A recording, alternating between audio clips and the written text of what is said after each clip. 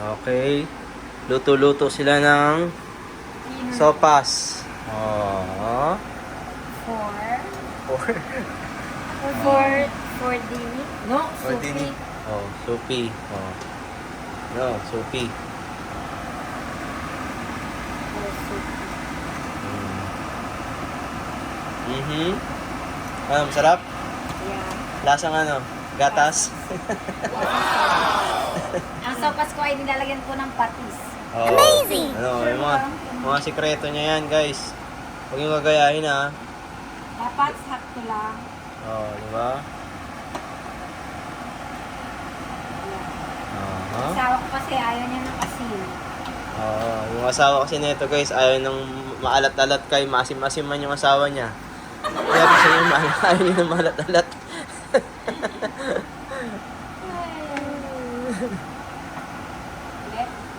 Oh. Goods. Kumakain ba si Eric niyan? Willing naman siya no? Basta wag lang maalat. Pag maalat, wala na X na lahat Ito naman, gumagawa ng suka. Si Boy Suka. Gumagawa siya ng suka for lumpia mamaya.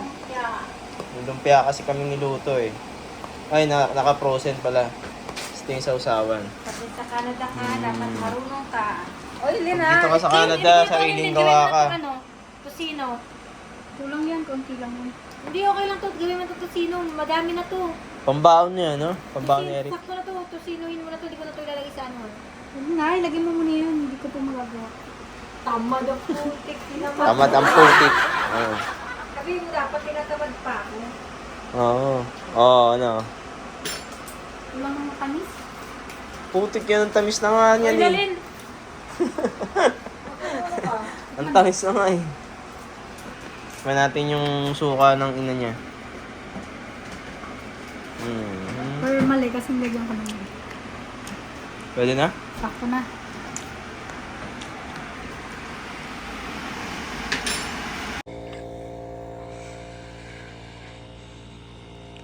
Dito kami ngayon sa beach, or sa lake pala, lake.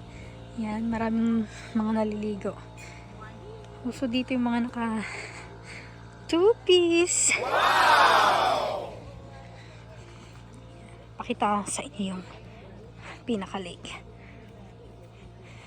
Yung mga bata.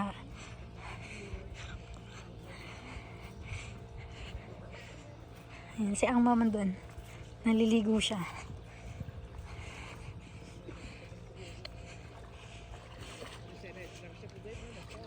Pati mga aso naliligo dito. Yan, ganyan kalaki ang lake. Tingnan nyo guys, sobrang laki niya. Yan, sobrang laki niya. Sobrang laki.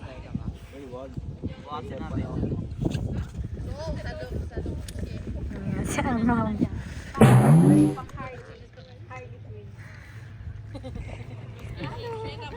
Yan.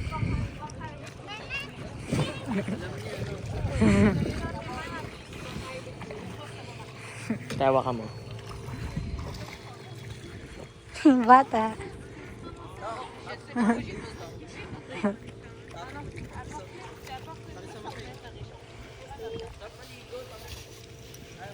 Yan, yung mga naliligo, mga kasama namin, marami kami dito Ganda ng panahon.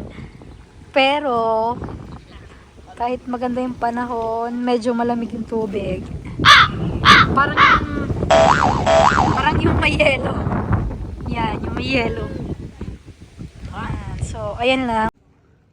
Ligo-ligo.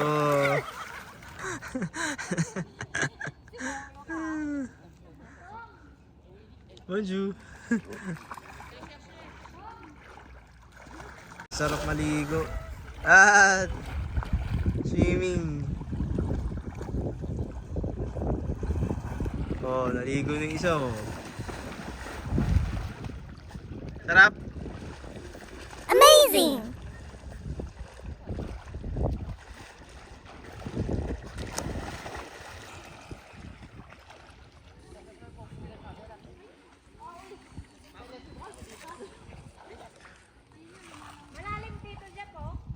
Lalim.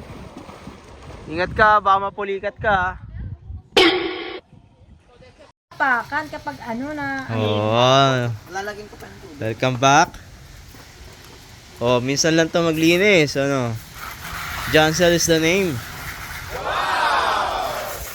Buti nga dito, madali lang yung mga gagawin kasi may mga gamit na lahat, no? Oh, sa Pinas, ang hirap eh. Istang kunin mo yung, ano yan, ano ba yan, no?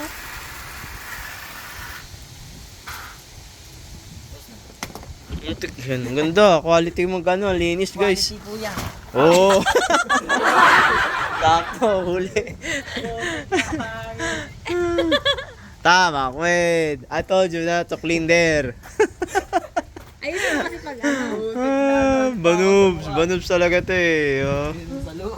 Kamukha mo si Chooks. Isa yung ngayon mo. Kamukha ko si Chooks ang putik.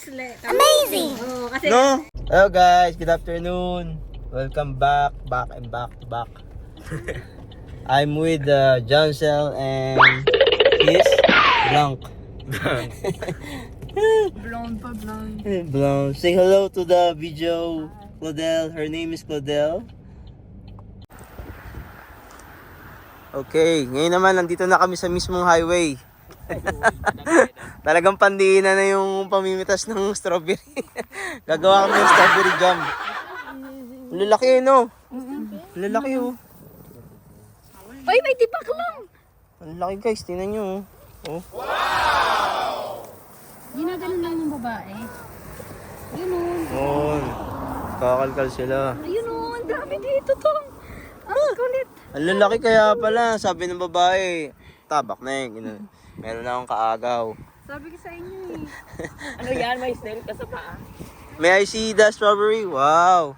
Nalbe. Oh. Matawa talaga ako kasi nasa kalsada tayo. Asan kami guys? Ito sa pinaka-highway. Wow. Mhm.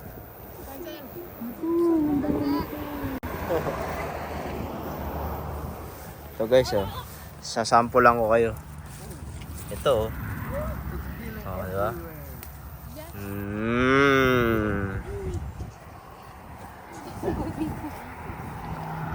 Now, eat your friend. Oh, ayos din magharutan tong dalawang to, eh, no? Ang laki na ito. Ang laki mo ko, Jeff. Ang dami! Amazing! Kinuha lahat, pati damo. Madami nga din. Galaglag tong. Istong ganituin mo. Last of strawberry there? Okay. Kung titingnan nyo, parang wala lang eh, oh. Dito. Pero pag kinalkal mo yung damo, ang dami. Ang dami strawberry na nagtatago. Dahil ito, oh. Nakatago dito. Oh. Hello guys.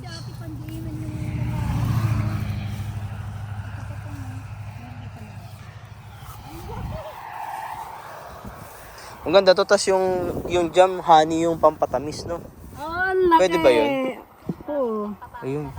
Kaso Laki ni. Papangit lasa ng tot pag ano? Oo. Hindi ano, tugma, no? Grabe. Ayun, no, dito kami guys, oh. Sa gitna ng kawalan. Bali yung spot na to, nakita lang namin si ate. Oh. Nung nag-jogging kami. Ginaya namin. Gusto may diba? lagayan ba kayo? Wala. Parang puro lang kayong marami tapos wala kayong may lalagay. Pag-uusapan natin yung ano eh, about sa visitor. Ngayon kasi mga visitor kami dito sa Quebec, Canada. And sa ngayon pinaprocess namin yung visa namin sa school. For school. Sorry sa ingay. Ha? Kasi may specific na code guys sa visitor para pwede kayo mag-aral ng French school at the same time sasahod kayo. So pagka lapag nyo dito sa Quebec at kayo ay visitor pa lang first, hindi pa kayo pwede kasi mostly 6 months lang ang ating validity, di ba? So ina-allowed lang nila kayo once na na-approve kayo sa extension. Madalas kasi sa case namin 1 year yung dinagdag na extension sa visa namin. And nakita namin doon sa paper namin na yung code niya is 10 or 16 ba? Tama ba? 10 or 17. 10 or 17. Kasi sa school dito, sabi nung principal, dapat ganun daw yung code namin para pwede kaming mag-enroll sa French school. Pero wala pa kaming sahod kasi dun sa sahod na benefits nila, kailangan may legal status ka na dito, like permanent resident ka na or working visa at least para makaka-receive ka na ng sahod na allowance nila per month. Tapos yung sahod na yun, depende yun sa pinapasok mo sa school din. So, sa mga nagpaplanong magpunta sa Quebec, itong way na to pwedeng gawin nyo para makapag-aral kayo ng libre ng French. At the same time habang natututo kayo nakaka-receive kayo ng allowances. Good luck sa mga mag-a-apply diyan. Madali lang naman. Basta tama lang yung application. Oo, kung ano yung hinihingi nila sa once na nag-a-apply kayo ng visitor nyo, make sure na totoo kasi magba-backfire sa inyo yan pagka in future na planning kayo mag-permanent resident dito sa Canada. Maigpit kasi sila. Hindi sila kagaya dyan sa Pinas na madaling mabali-bali. Dito kasi mahalungkat yung nakaraan mo. By the way, Kaya make guys, sure mo. DIY lang yung mga application namin lahat. Hindi Yes. kami nag-agency, kami lang, magbasa-basa kami. Oo. So Para kami sa mga gustong mag Canada, hindi namin kayo ini-encourage kasi mahirap pag wala kayong kamag-anak dito. Sobrang hirap. Oo, lalo na sa mga visitor guys. Medyo risky, sobrang risky yung yung ginagawa ng iba na sinasangla lahat-lahat ng mga ari-arian sa Pinas tapos bahala na si Batman dito.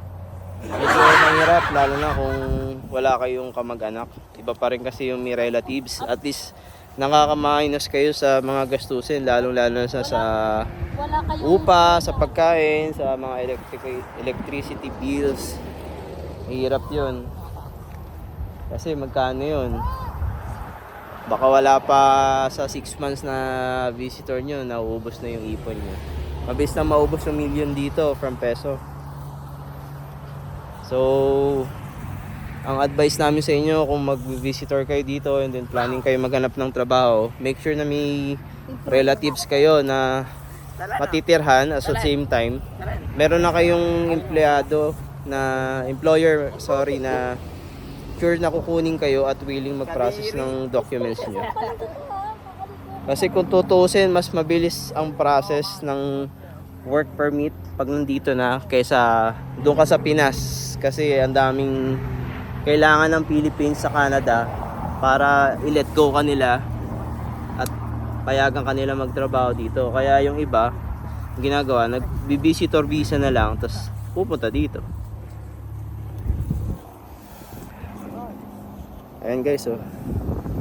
Ayun, so far, sa mga may question, mag-comment lang kayo and try naming sagutin lahat ng tanong nyo yung mga magpapaturo. about sa visitor. And yung mga gusto rin magpaturo at magpatulong, mag-comment na kayo sa comment section natin.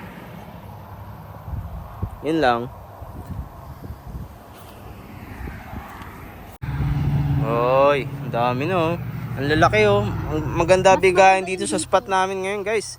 Compare dun sa mas delikadong lugar, mas okay eh. Kasi taas na ito, highway na oh. Tingnan nyo oh. Main road na. Yung dun last time namin sa video, chill lang yun eh. Ayun oh, nakikita nyo yung dumadaan na truck oh. Diba? Talagang pag nag-Canada ka, dapat malakas loob mo, literal eh. Because it was like, take it the program. We go to the natural, you know. Oh, banding sila guys. Good. Hold my pen. Pet him. No, pet him. No, I don't want. Pet him. What's the meaning of pet him? I don't know. No, pet him. Ah, pet him. Company.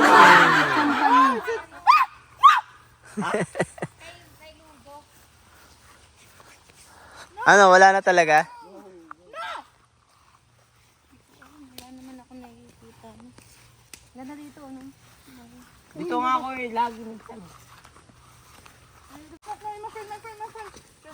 May bago? Nagkalat mga palaka dito guys, pati mukhang... Comment kayo guys kung kinakain ko kabuti. Hindi, Gawin mga... nating cheap. May nakita ako yan sa forum, ano eh. Hindi. Huwag daw mag-trust sa mga, ano, Sa mga mushroom nang hindi mo kilalam. Ano ba tong slide na to? Parang yung huling next slide dito na mayapa. Pang conjuring eh. Ang bigat mo naman. Okak.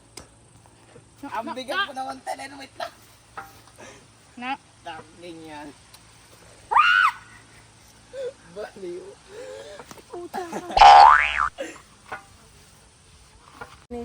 Okay, Wow. time check. Tapos na kami mga mitas at ayan yung mga napitas namin. Ang dami oh. Ang dami. Oh, Ang lalaki nito guys. Sige. oh di ba? Pang strawberry jam naman. Maraming strawberry jam and strawberry pie.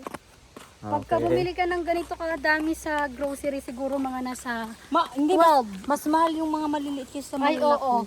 Nakita namin may nagbebenta nito online, isang bag. Parang $20 isa. Garapon niya, ganito. So Okay. ito, kung bibilin mo siya sa online is parang siguro nasa $20 to $25. Okay. Mas mahal to kaysa sa mga malalaki. Kasi, Oh. mas may effort daw kasi to. Kasi Oo, dahil sa masarap effort pag no. maliliit. Oh, siya. Hanggang doon na lang ang ating vlog for today's video. See you on my next vlog. Bye-bye. Pag maliliit. Bye-bye.